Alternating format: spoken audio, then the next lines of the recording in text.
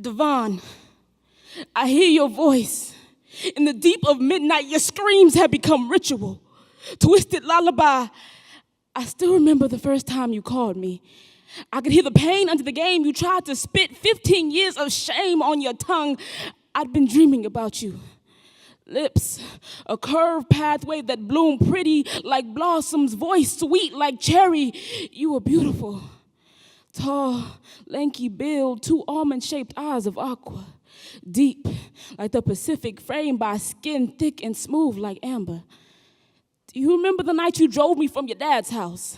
After we snuck into that bottle of whiskey, we were 15. We'd only been together 9 months, but I had never been more in love. So when you told me you wondered if your absence would be noticed, I wished I could stop time. Sitting in the rain, you told me at 9 you called him father because the thought of calling him daddy made you sick. At 8, you learned that trust was myth. You told me you can still remember his hands, cold. The nights he sought familiar in the warm flesh of your 8-year-old self. You told me of his teeth, crooked, glimmering in the darkness, the way he crept into your room. His body casting shadows against the flicker of your Superman nightlight. You kept your eyes on that light. Back facing the door as he snuck into the fine fabrics of your bed sheets, the sound of your muffled cry as you held the cover over your crimson-colored face like a cliff holds the feet of the fed up.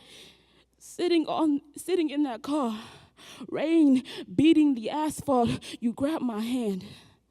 I could feel myself dying inside. You told me you've been dead since conception. I had never before that moment believed that the soul could be viewed through the colored glass of someone's eyes. But in that second, the word window pane took on new meaning. Have you ever heard the sound of a man cry? Up the hill from hell and around the block from heaven, I'm sure it sounds something like a child wailing at the sight of his mother's grave, like hope only conceivable beneath a blanket of closed eyelids. I sat quiet, suddenly aware of your father's fingerprints surrounding us, moving across the dashboard, the seats, the floors, all over the places on your body that should have been altars instead of grave sites. Maybe that's why you told me, so I'd understand why you could never let me in. Maybe you were hoping I'd resurrect you.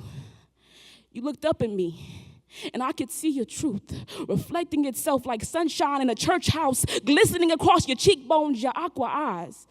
Like stained glass windows, you left them open, letting me in. Devon, let me bear witness to your testimony. Rebuild your altars. Let me be your sacred sanctuary. Have you ever heard the sound of a man being baptized in his own tears?